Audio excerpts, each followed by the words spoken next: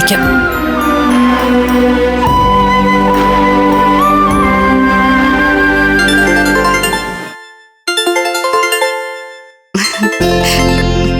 Hello അമൃതേച്ചി. കാര്യങ്ങളൊക്കെ അറിഞ്ഞു. ഏട്ടൻ പറഞ്ഞു. ഒത്തിരി സന്തോഷായി. ഞാൻ അമൃതേച്ചിയെ ഒന്ന് വിളിച്ച് സംസാരിക്കണമെന്ന് വിചാരിച്ചിരിക്കുവായിരുന്നു. എന്താ അച്ചു? എല്ലാം മെല്ലെ മെല്ലെ നല്ല വഴിക്കായി വരിക. ഇനി ചേച്ചി മുൻകൈ എടുത്ത് ഏട്ടൻ അച്ഛനോടുള്ള വിരോധം കൂടി മാറ്റിയെടുത്താ എല്ലാം നന്നാവും. നിന്റെ ഏട്ടന് എന്നോടുള്ള വിരോധം ആര് മാറ്റും? എന്താ ചേച്ചി പറയുന്നേ? ഏട്ടന് ചേച്ചിയുടെ എന്ത് വിരോധം? അങ്ങനെ വിരോധം ഉണ്ടായിരുന്നെങ്കിൽ ചേച്ചിയുടെ അച്ഛനെ കണ്ടുപിടിക്കാൻ ഏട്ടൻ ഇങ്ങനെ മുന്നിട്ടിറങ്ങുമായിരുന്നോ? ആ കേസിൽ നിന്ന് ചേച്ചി രക്ഷിക്കുമായിരുന്നോ? എന്തോ എന്നോടുള്ള അബിയുടെ പെരുമാറ്റത്തില് എനിക്ക് നല്ല വ്യത്യാസം തോന്നുന്നുണ്ട് അച്ചു. സ്റ്റേഷനിൽ നിന്ന് പുറത്തിറങ്ങിയ സമയത്ത് എന്നോടൊന്ന് മിണ്ടാൻ പോലും നിൽക്കാതെ പെട്ടെന്ന് പോന്നു. ഇപ്പൊ വിളിച്ചിട്ടും കിട്ടുന്നുമില്ല. എന്നെ ഇങ്ങോട്ട് വിളിച്ചുമില്ല. ഈ അമൃതേച്ചിയുടെ ഒരു കാര്യം കൊച്ചു പിള്ളേരെക്കാളും കഷ്ടമാണല്ലോ. രാത്രി മുഴുവൻ ഉറങ്ങാതെ ആകെ ക്ഷീണിച്ച ഏട്ടൻ വന്നത്. അതുകൊണ്ടാവും അവിടുന്ന് പെട്ടെന്ന് ഇങ്ങ് പോകുന്നത്. അവിടെ ഉണ്ടോ? ഒന്ന് ഫോൺ കൊടുക്കുവോ? മുറിയിലുണ്ട്. ഉറക്കമാണെന്നാ തോന്നുന്നേ. എന്തായാലും ഞാനൊന്ന് നോക്കട്ടെ.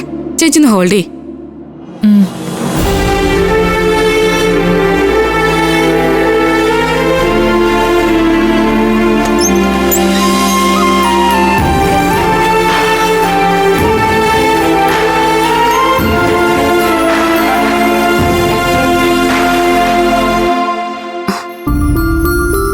ഇപ്പൊ കിടന്നതേ ഉള്ളൂ.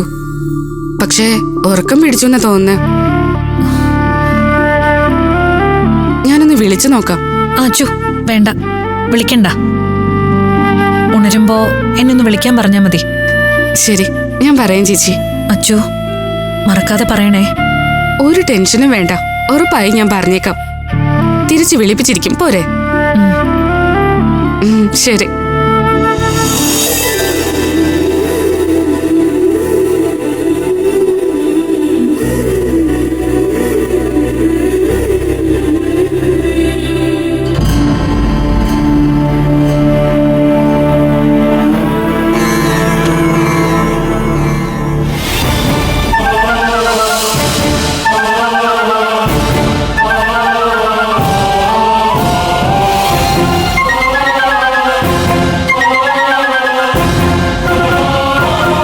ഏറ്റവും സ്നേഹിക്കുന്നവരും വിശ്വസിക്കുന്നവരും നമ്മളെ മനസ്സിലാക്കാതിരിക്കുന്ന പോലെ ഒരു വേദന ഈ ലോകത്ത് വേറെ ഉണ്ടാവില്ല.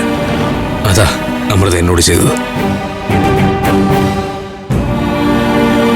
ഞാൻ ഏറ്റവും വെറുക്കുന്ന ആക്ക അവൾ അഭയം നൽകിയത്. അയാളെ ഞാൻ അത്രത്തോളം വെറുക്കുന്നത് എന്തൊക്കെ വേദനകൾ അനുഭവിച്ചിട്ടാണെന്ന് അവൾക്ക് നന്നായിട്ടറിയാം. എന്നിട്ടും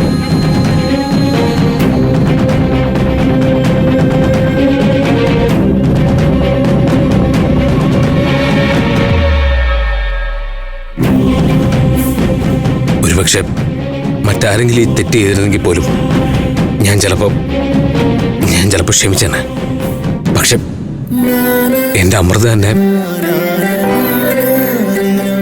അവളെന്നെ തോൽപ്പിക്കുകയാണ് ചെയ്തത്. അതും മറക്കാനും പൊറുക്കാനും എനിക്ക് പറ്റുന്നില്ല.